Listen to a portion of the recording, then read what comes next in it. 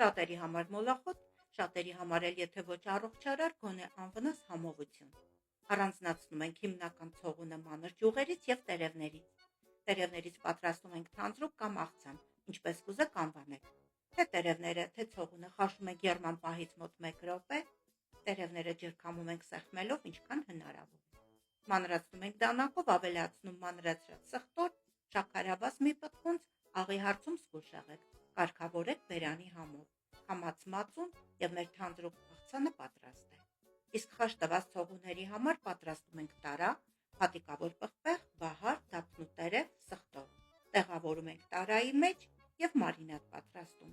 1 լիտր ջրին 2 դեսերտ քթալ աղ խոշոր, 1 թեյի քթալ շաքարավազ, 1 թեյի քթալ էսենցիա կամ քացախ։ Թողնել 1 օր սենյակային ջերմաստիճան